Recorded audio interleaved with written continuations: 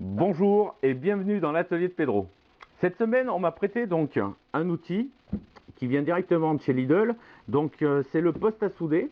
Donc je vais vous faire le déballage et puis quelques petits essais donc de soudure, voir un petit peu ce que vaut ce poste. Voilà. Donc c'est un poste MIG sans gaz avec le petit logo qui se trouve ici. Vous voyez, il y a marqué sans bouteille. Donc on soudera forcément avec du fil fourré. Et apparemment ça devrait bien marcher. Voilà, donc c'est un poste à souder à fil fourré. Donc il fait de 40 à 90 ampères, la tension nominale 230, normal, classique. On a une classe de protection IP21S et les accessoires inclus à l'intérieur sont donc du fil fourré de 450 grammes, une buse prémontée déjà, 4 buses de soudage en plus et un masque de soudeur ainsi que la brosse. Voilà. Donc le masque de soudeur, pour ceux qui n'en ont pas, vous pourrez vous en servir, mais franchement, moi je vous conseille pas, c'est quand même de la daube. Voilà. Donc on va procéder maintenant au déballage et puis je vais vous montrer un petit peu ce qu'il y a réellement à l'intérieur du carton. A tout de suite. Donc à l'intérieur, nous avons donc le mode d'emploi qui se trouve ici. Nous avons une poignée, donc la poignée, je suppose que c'est la poignée du masque. Ça, c'est la brosse avec le petit marteau afin donc d'enlever la calamine qu'il y a sur la soudure. Nous avons aussi donc un carreau pour le masque de soudure, voilà, comme ceci. On enlève le premier étage. Hop là. Nous avons donc le reste du masque. Voilà. Donc, on a la petite poignée. Ça s'insère, je pense, comme ceci. Voilà. Donc, et après, on y met le petit miroir dessus. On va le monter. Comme ça sera fait.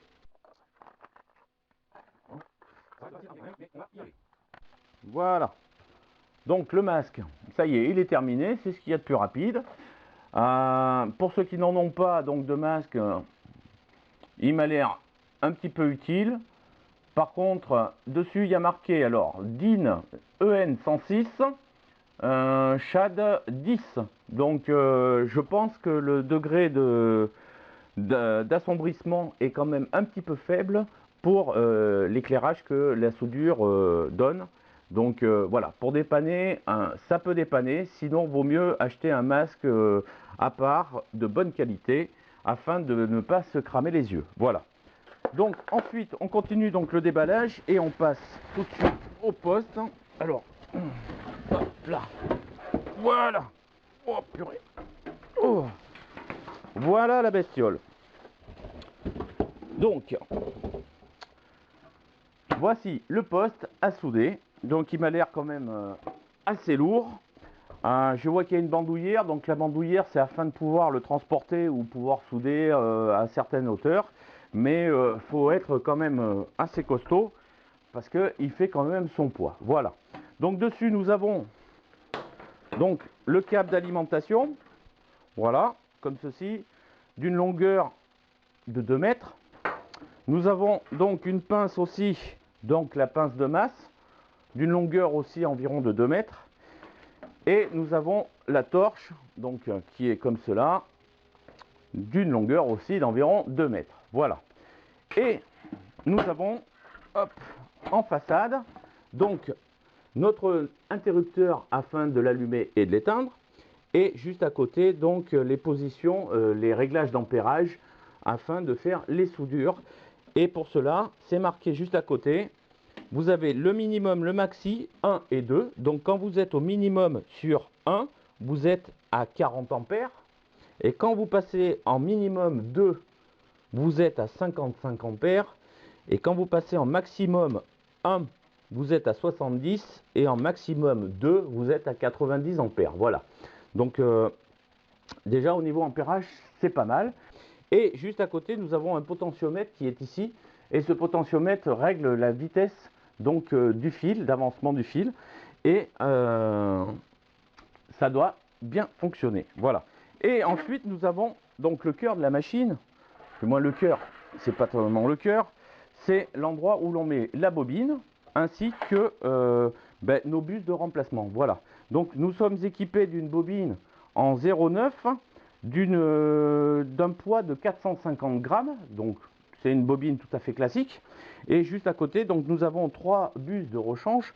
Nous avons du 0,8, du 0,6 et du 1. Voilà. Et la 4e buse, donc, elle est déjà montée sur l'appareil. Voilà. Et ça, normalement, c'est une buse de 0,9. Voilà. Donc, elle est tout à fait adaptée à notre fil qui est fourni à la machine. Donc, on va... Ah, j'avais oublié un truc. On a un petit galet supplémentaire. Donc, le petit galet, voilà, il était parti de son emplacement. C'est un petit galet d'entraînement de 1 et de 0,8. Voilà. Et donc, nous avons forcément à l'intérieur, ici, notre deuxième petit galet. Donc, ce petit galet, il a du 0,9 et de l'autre côté, du 0,6. Voilà. Donc, le jour où vous changez le diamètre du fil, donc on est en 0,9 à l'heure actuelle, le jour où vous changez donc le diamètre du fil d'apport, vous faites bien attention que le galet d'entraînement corresponde bien au diamètre. Donc, si vous achetez du 0,6, vous mettez votre bobine de 0,6 et vous mettez votre galet donc 0,6 sur le dessus, donc au niveau de cet emplacement. Voilà. Donc on va monter le fil de la bobine directement dans le poste et puis on va commencer à faire un petit essai. Voilà.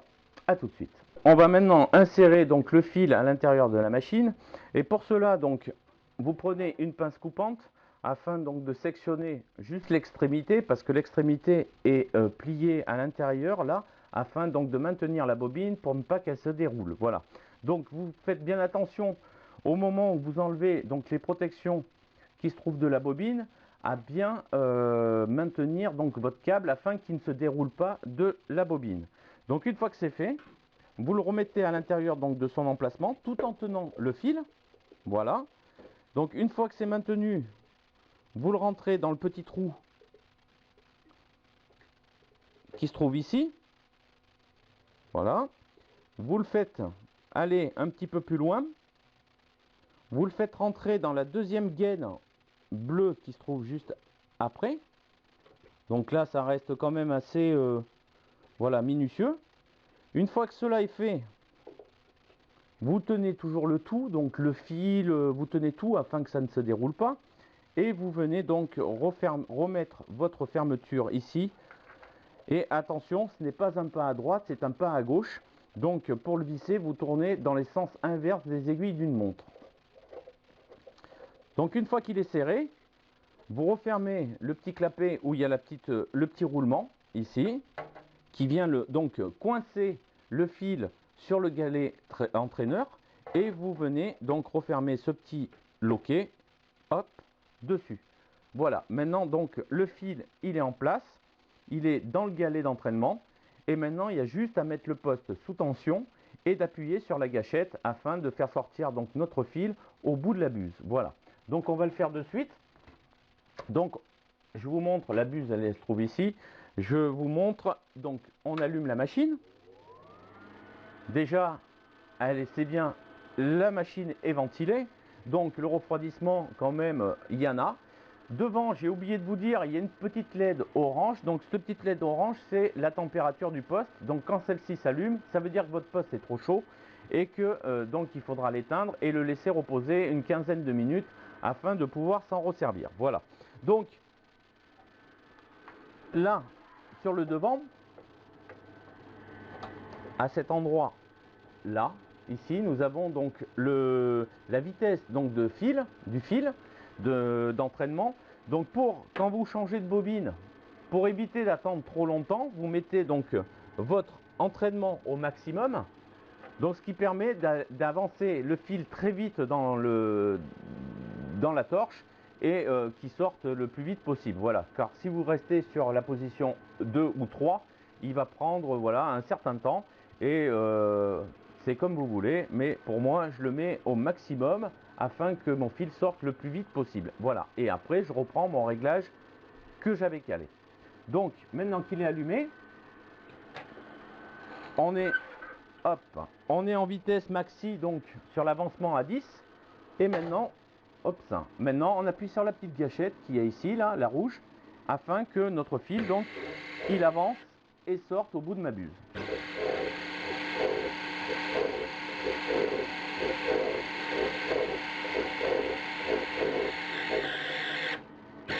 Voilà. Donc, quand vous entendez ça, votre fil n'est pas sorti au bout de la buse, ça veut dire que la section, quand vous l'avez coupée, elle n'est pas très propre et elle a du mal à passer, à sortir de la buse. Donc, vous sortez, vous enlevez votre tube contact, vous dévissez ici, voilà, vous le laissez sortir un petit peu, voilà. Vous remettez votre buse.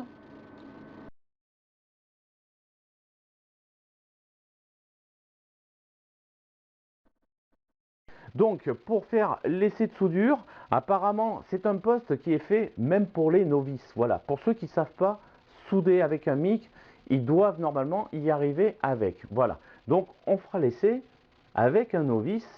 Donc, ça sera un tout petit peu plus tard là.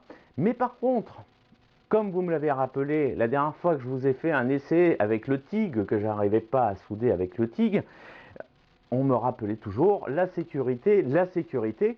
Donc cette fois-ci, on soudera avec donc des gants de soudeur. Nous aurons deux manchettes. Nous aurons la cagoule et nous aurons donc la tenue en coton afin de ne pas se brûler. Voilà. Et bien sûr, le cœur de la tenue, ça sera le masque de soudage. Donc on ne prendra pas le masque fourni avec, car j'ai l'impression que le degré d'assombrissement du masque est un petit peu faible. On prendra un masque donc de bonne qualité avec un grade de 13. Voilà. Donc on se retrouve de suite.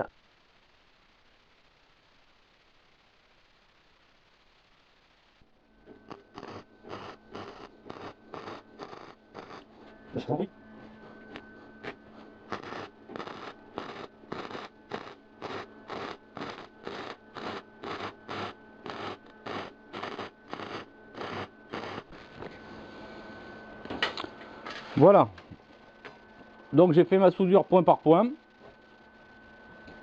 Ça a l'air de tenir. On va pas essayer de le plier parce que bon, la soudure a pénétré, mais pas partout. En plus, comme c'est de la petite tôle de 1, ça a tendance à se vriller. Voilà. Donc, mais sinon, ça tient. Pas trop, mais ça tient. Ça tient. Voilà, on va essayer de faire des points de l'autre côté et puis on va essayer de faire en sorte que ça tienne.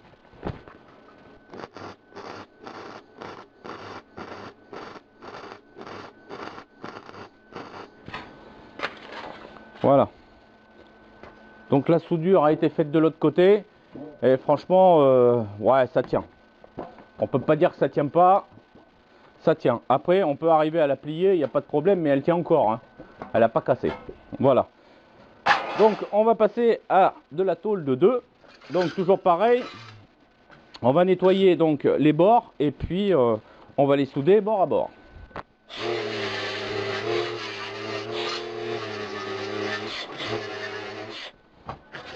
Donc on va essayer de souder bord à bord. Là on va se mettre donc sur un maximum, minimum 2. Minimum 2 en vitesse d'avancement de 4. Voilà. Et on va essayer donc de faire une belle soudure.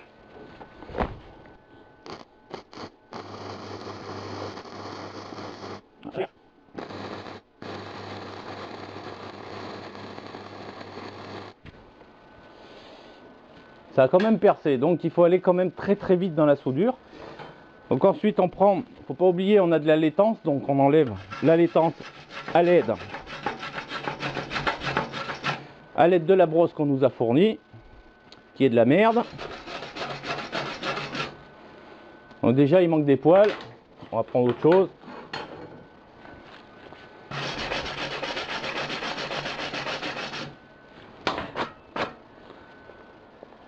Bon, c'est pas trop mal. C'est pas trop mal. C'est pas trop mal, la soudure est pénétrante, donc ça va. Je vous montrerai tout à l'heure un petit peu la tête des soudures. Et on va essayer déjà avec de la 6. On va arrêter après parce que sinon la durée de la vidéo sera encore énorme. Donc on va essayer avec de la 3 mm, pardon. D'accord, comme d'habitude, donc on nettoie.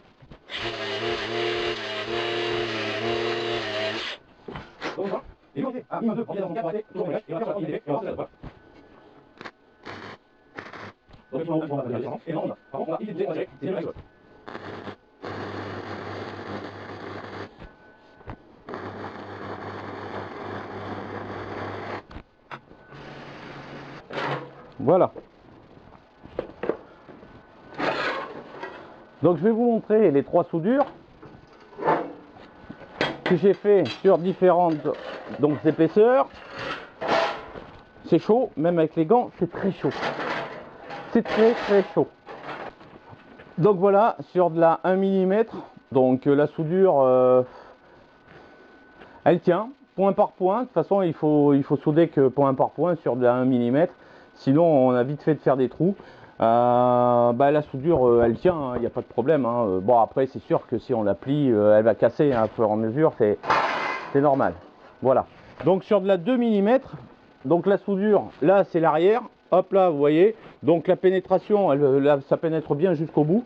Et la soudure en elle-même, donc là, voilà. Ça, c'était le départ, hein, forcément. Et puis ça, c'est l'arrivée. Bon, entre-temps, on s'est un petit peu cassé la gueule. Mais sinon, à part ça, il n'y a pas de problème. Il y a plein de petits débris de projection. Donc là, les projections avec du fil foré, c'est tout à fait normal. Et maintenant, donc, on a de la soudure en 3 mm. Donc en 3 mm, il n'y a pas de mise au point, hein, c'est bon, hein, comme ça, là. C'est chaud. Donc la soudure, franchement, elle est vraiment pas mal. Voilà. Donc, on va voir avec un novice ce que ça donne. C'est ce qu'il y a de mieux. Allez, on y va avec le novice. Le novice. Donc il va nous montrer point par point, voir ce que ça donne pour lui.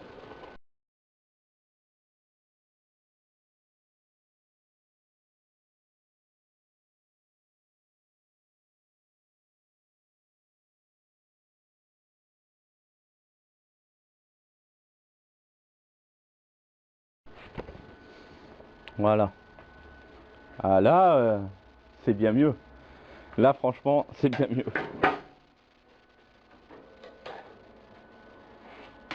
Voilà. Donc, je vais vous montrer un petit peu ce que ça donne les soudures pour le novice.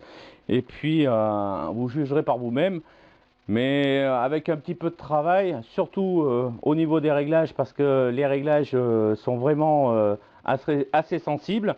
Donc chaque personne aussi soude à sa manière, avance à sa vitesse. Donc forcément les réglages, il faudra les régler pour chaque personne utilisant ce poste à souder. Voilà, donc je vais vous montrer un petit peu la qualité des soudures qu'il a fait. Et puis pour moi, ça me convient, on va pas non plus taper dans le professionnel, mais pour du travail bricolage du dimanche, ça reste raisonnable. Donc voilà, le novice a fait ses soudures, donc point par point, voilà, donc ça reste raisonnable pour un débutant. Comme moi, hein, forcément, je ne suis pas confirmé au niveau de la soudure, je reste toujours en apprentissage comme d'habitude, voilà. Donc au niveau des soudures point par point, on s'aperçoit quand même qu'il y a des soudures qui sont quand même assez raisonnables, hein, qui sont quand même pas trop mal. Bon, des endroits où ça n'a pas très bien soudé, ça a plus creusé, mais bon, que voulez-vous, pour commencer avec un poste comme ça, c'est quand même très bien. Donc après on passe aux 2 mm. Donc aux 2 mm, wow, c'est comme ceci. Donc vous voyez, donc ici, hop là, ici là, c'est moi, voilà, qui ai fait ma soudure. Et donc ici, c'est le novice. Donc on peut voir qu'il y a quand même du point, parce que forcément, il restait un petit peu trop souvent sur sa tôle. Mais sinon, bon, dans l'intégrale, voilà, c'est pas trop mal non plus. On peut pas dire que c'est une soudure de merde, bien qu'il y en ait qui y pensent. Mais moi, je n'oserais pas dire que c'est une soudure de merde. C'est une soudure de débutant. Et tout le monde a été débutant dans sa vie. Et je pense que pas mal de monde ont fait des trucs dans ce style. Et quand ils arrivaient quand même à faire 2 cm correctement, c'était les rois du pétrole. Voilà. Donc maintenant, on a la soudure sur du 3 mm. Donc, on peut s'apercevoir, donc, hop là, que celle-ci, c'est la mienne. Hein, bon, forcément. Et celle-là, c'est celle du novice. Donc, il n'a pas trop mal démarré. Hein. Bon, et après, forcément, il a perdu donc sa vitesse. Et ça a fait des bosses. Voilà. Mais sinon, la soudure est soudure. Hein. On peut s'en servir. Voilà, ça peut tenir. Voilà. Tout dépend aussi à quoi ça sert. On n'est pas là pour faire de la charpente métallique et de la toiture, donc on ne risque rien. C'est quand même un poste pour dépatouiller. Voilà. Donc je reviens vers vous afin de donner ma conclusion de ce fameux poste Lidl MIG. Et puis on se retrouve de suite. Donc, de retour pour la conclusion de ce poste à souder MIG de chez Parkside, vendu dans les magasins Lidl, pour un prix de 99,99 €. Ils ont tellement eu de ventes avec ce poste qu'ils ont augmenté quand même son prix, car il me semble qu'il y a un an de cela, le prix du poste était de 89,99 € et en une année, il a pris une dizaine d'euros. Donc c'est bien que ce poste se vend très très bien et il est très très recherché par les novices et les bricoleurs du dimanche comme moi. Voilà.